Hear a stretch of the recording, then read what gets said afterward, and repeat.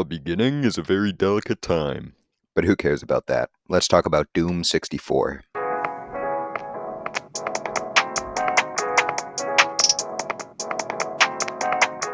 Once upon a time, I said that I was never going to do a review of Doom 64 because there wasn't much new to say about it.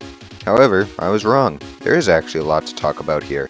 Also, there's a new Doom game coming out soon, so I thought I might make another video on the series. Doom 64 might sound like Doom was just ported to the Nintendo 64, like Mega Man 64, Quake 64, Daikatana 64, but Doom 64 is different.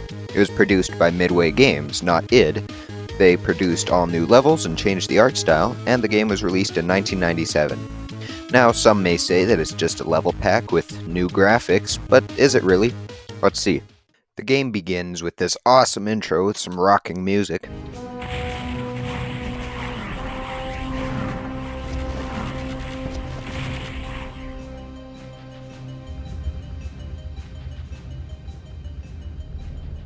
Then we go into the first level, and wow, this is pretty big. The first level of the first game is just a couple of rooms with zombie dudes, an imp, and the shotgun as a secret. Here, the shotgun is handed to us directly, there's plenty of zombie men, and pinkies already? And an imp at the very end. There's also a key card in the first level. Pretty cool. The second level introduces colored lighting, which is a pretty neat effect, and this neat machine that crushes the floor to reveal more of the level. There's plenty of stuff like this in the first few levels, and it's pretty fun. A little bit later, we come across the Caco demons. Oy. Now, for the most part, these enemy redesigns are decent. Some of them are just HD versions of the old ones. However, some are just straight up redesigns, like the Pinkies, Mancubus, Cacodemons, who look like pain elementals now, and pain elementals, who look like they just crawled out of a Turisask concert. They used to look like they would ask their mom to buy them sody pops and lollipops. Now they are double-mouthed John Romeros. The best of the redesigns is probably the Arachnotrons that actually make it look like an original enemy instead of a baby spider mastermind. Speaking of the spider mastermind, she isn't here. Neither is the Revenant, or the Archvile, or the Chain Gunner, which is kinda disappointing, because they would probably look pretty neat in this game's art style. A few levels in, we get to a text screen, pretty much telling us that the demons are back, and they're mean.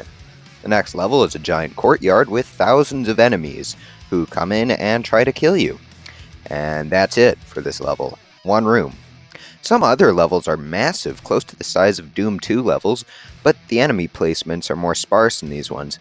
You can really tell that these levels were made on a poorly optimized late 90s game cartridge. That being said, the levels are still pretty fun when you aren't being forced to go switch hunting and key searching for 30 minutes per level.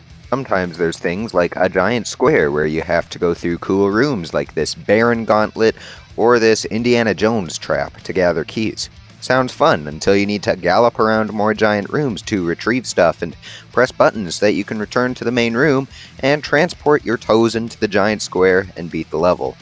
Since some of these levels are still kind of small, they are unbelievably stretched so that they feel longer. For example, level 15 is made up of about 4 large-ish rooms. The first room has plenty of enemies running around and bricks firing Revenant missiles at you, so you have to jog off to a teleport pad that's hiding in a wall that brings you to a big ol' room with Arachnotrons, acting as turrets.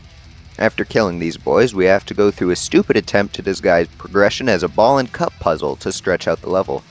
The teleport pad goes up, you grab the blue key, fight some aggressive Lost Souls, try to figure out how to get to the Megasphere, fail, and then you can leave. Now, you are free to finish the level. A good chunk of the levels have random antics like this, and a lot of Hell Knights for some reason. They're everywhere. They couldn't just put a couple of imps in a room. No, they just throw in 12 Hell Knights. There are still highlights, of course, and I think most levels are pretty fun, and individual sections of the more boring levels can be quite cool.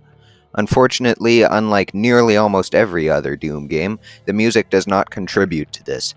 Doom 1 and 2 have these neat soundtracks that sound akin to Metallica songs put through a MIDI font.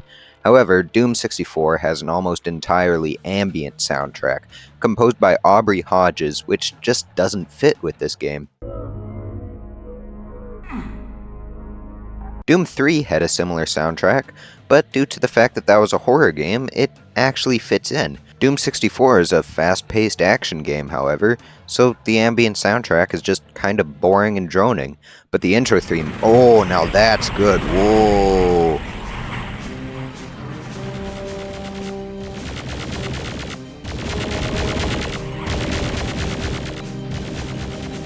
If only they had music like that for the whole game. Sound design is good in almost every other aspect, though, except for some of the weapon sounds. The majority of them are pretty nice, but the super shotgun just doesn't have enough oomph to it. Some of the enemy sounds are a little goofy as well, with the pain elementals sounding a little too much like archviles. By this point, we have reached the last couple of levels. First, we get this great big arena map where we solve some puzzles to have a showdown with 2 cyber demons. Pretty fun. Now we're on to the final level. We can stock up on weapons and health, then we head out into the final room.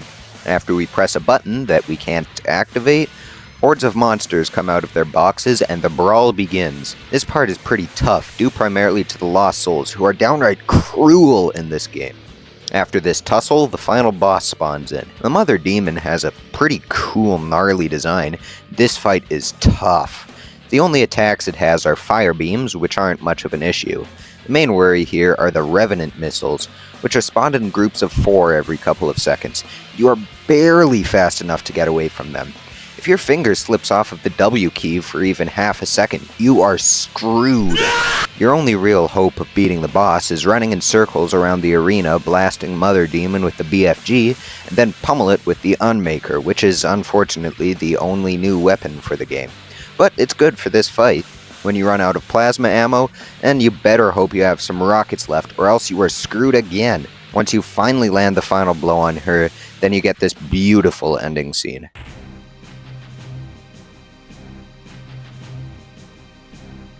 This is my Doom 3. I know there is another game called Doom 3. Heck, I played it. It's pretty fun. But this really wraps up the original Doom series with the little story it had. This finishes Doom Guy's story nicely.